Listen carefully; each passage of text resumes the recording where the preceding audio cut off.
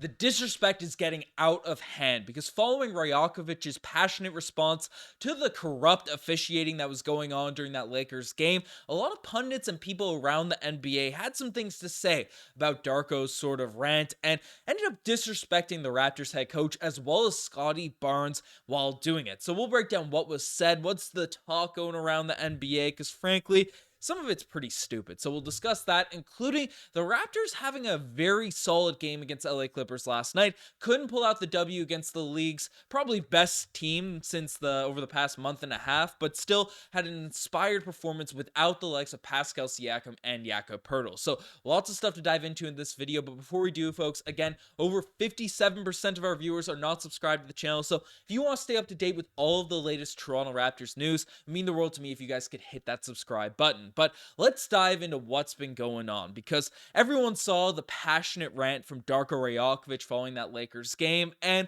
hyped a lot of Raptors fans up. And to be fair, a lot of people have come out to support Darko's sort of speech, the just horrible officiating at the end of that Lakers game. Even the Clippers broadcasters gave some respect last night to Darko and basically what he had to say regarding the whole situation. But there's also been a lot of shade thrown around, and one of the biggest ones that's been going around Toronto Raptors spheres has been Stephen A. Smith, who again has been very vocal about his distaste for the Toronto Raptors being a good team, was unhappy about the Raptors winning an NBA championship, says it needs to stay in America, all that type of stuff. And frankly, the disrespect kind of continued last night. And it wasn't really to Darko Rajakovic. He kind of ignored all of the officiating, just didn't address it when the question was sort of proposed about Darko's rant.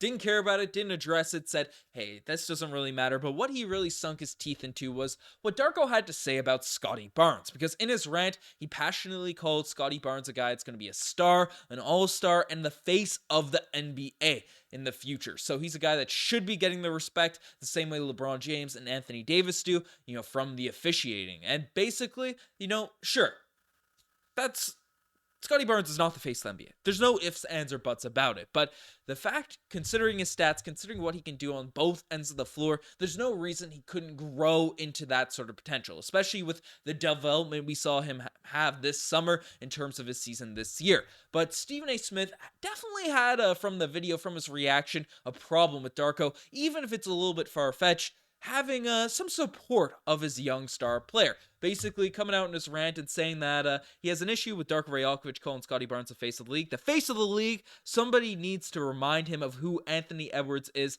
along with various others. So, named Anthony Edwards, who again is a young star on a number 1 seed Minnesota Timberwolves team. I'm not going to come out here and start bashing other young star players across the NBA by any means, but Darko Rajakovic is just going out there supporting his guy, a guy that definitely has the potential to grow into that role. And then Stephen A. Smith was very dismissive, very smug about what he had to say regarding Scottie Barnes, even though he did say that Scottie's putting up some amazing stats. I mean, you look at his stat line this season, Scottie Barnes has been ridiculous, close to 21 points per game, 9 rebounds, 6 assists, 1.4 blocks, and 1.4 steals, which are ridiculous numbers, and shooting 38% from behind the three-point line, being efficient from the field, outside and in, and he's improved his shooting this season as well to a drastic extent. I mean, he's shooting 42% of corner threes now at this point, again, 38%, and shooting at a higher clip, over 35% of his total shots are from behind the three-point line. So, I mean, Scottie Barnes has really just taken his game to the whole another level. So the fact to completely write him off or just kind of roast a coach, be a bit arrogant in terms of how you're speaking about Darko Rajakovic, praising one of his top guys, frankly, it rubs me the wrong way.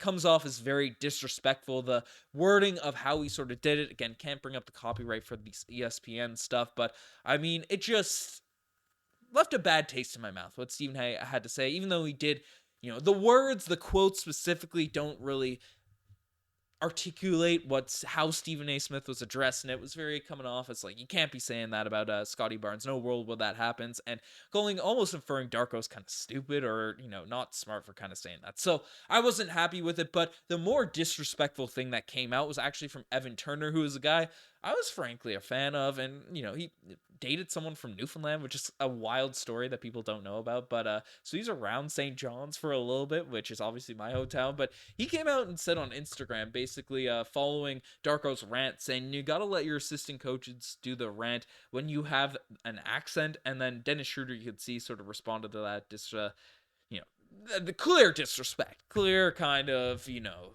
xenophobia with the quote there. And like, I mean, Evan Turner did apologize for this in a weird sort of live stream. I mean, again, the wording from it still kind of was dismissal to everything that's going on. And not to be, again, roast people, not to do anything, but Evan Turner has been criticized or roasted for his voice in the past. So, you know, it's just a bad look. I mean, Darko is not out there not able to speak English or anything like that. He was well articulate. Obviously, he has an accent, but he's not from the US or Canada or any of these places. Like, what are you really saying here? That's just foolish, just nonsense there from Evan Turner. Like, it's pretty shocking to see some of the stuff that's come out regarding this rant. But, I mean, Darko Rajakovic, I agree with what he said. Definitely inspired a lot of Toronto Raptors fans to get support behind him. I mean, fired them all up. So, you know, you're going to have haters when you start speaking out on different types of things. But shout out to Darko Rajakovic and Scottie Barnes for Scottie elevating his game, Darko supporting his players, and hopefully the reffing does get better, because that sort of leads us into tonight's game against the or last night's game against the LA Clippers. And again, another late one, but the Toronto Raptors had a very inspired performance, and basically the Clippers are really good. There's no ifs, ands, or buts about it. This is an extremely difficult game after a really emotional loss the night before. Again, on the road, back to back, against Kawhi Leonard, Paul George, James Harden, Norman Powell, who's ridiculous. It's shooting 46% from three this season. Pretty insane. And then also, you know, Zubac, who's a guy that's really able to dominate when there isn't another big man, or at least our regular starting front court here for the Toronto Raptors. So, I mean, the Raptors had an inspired performance. I'm not going to be down on them for the way they played in this game, but I mean, overall, Thaddeus Young stepped into the starting lineup for the past two games and has been awesome and was pretty good in this game as well. 8 points. You know, our real sort of big shining lights in this one were Emmanuel Quickley and RJ Barrett with 25 points and 24 points respectively. You know, 6 assists, 4 assists, 5 rebounds. Our two acquisitions, our young and promising up and coming backcourt has been insane. And then also Schroeder was in the starting lineup and had a very solid game himself with 22 points, 4 assists. I mean, our starting three sort of in the 1-2-3 positions were awesome in this game. And it's showing that Emmanuel Quickley and Dennis Schroeder can play on the court together, even though their minutes were still staggered a little bit in terms of how it was adjusted there, but they did start together, and Schroeder and Quickley are a nice sort of dynamic backcourt. And then RJ Barrett is looking more and more like a steal every time I watch him play. He's extremely efficient around the basket, scores really well. It's just a great sight to be seen. But one of the things I do sort of want to address, because Scottie hasn't been that great over the past, where he had two kind of stinkers in his last three, and tonight it wasn't like a horrific game by any means, but the biggest problem I have with Scottie Barnes' game, and it's only 2 turnovers and 6 assists, which wouldn't be horrible. He cleaned it up a little bit in the second half, but he at times, especially where he's a point forward for the Toronto Raptors, that's sort of his role with this team. It's he makes some weird passing decisions, and sometimes they don't always lead to turnovers. Sometimes they lead just to risky sort of plays, and obviously he's a younger guy getting more and more involved into the offense, so it's something you kind of expect. But you know, Scottie Barnes just kind of calmed it down on a few of those pocket passes, and obviously to create, you have to take some risky ones, and I get it, but some of them are just clearly kind of bad decisions. So cleans up his decision making a little bit, you know, on his drives, when to drive and when to sort of make that dime. He is obviously an outstanding passer in general, but once he cleans up that decision making, slows the game down just a little bit consistently.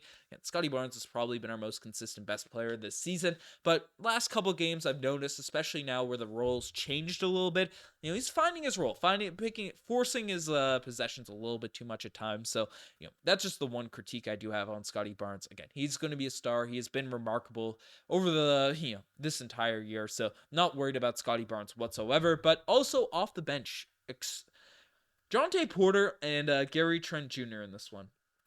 Holy smokes. Gary is back, which is great to see. He seems to be thriving with this new off the bench role. Seems to be bought in, especially in the first half of this one. Cooled down a little bit in the second. Didn't take too many shots in the second half, I found. Felt like the Raptors were a bit tired at the end of this, which I get it with Pascal Siakam being out.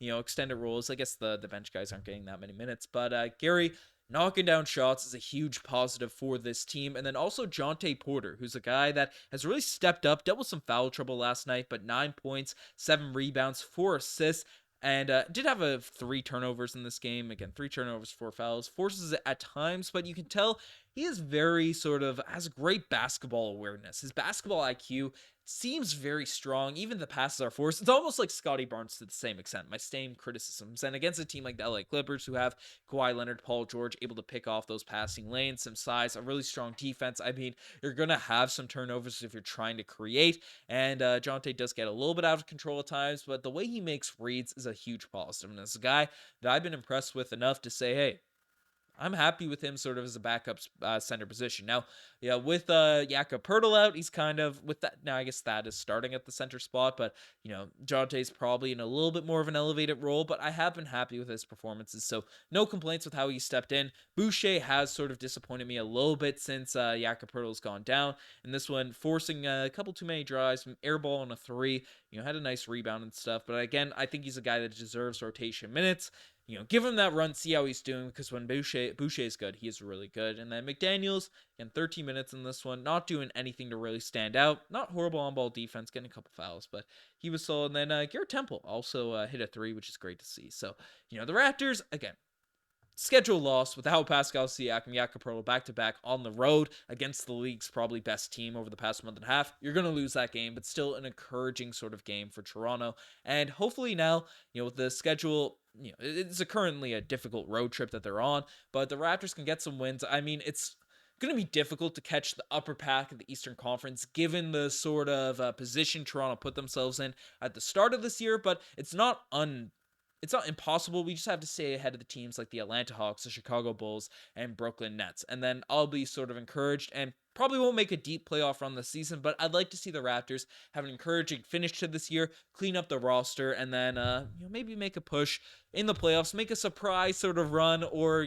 set up things really nicely for next season. But let me know what you guys think about the Toronto Raptors game, against the Clippers last night, against about all the disrespect that's going on around the league again. Darko Rajakovic, full support from me in terms of that rant. Let me know what you guys think. I'm signing out. Cheers.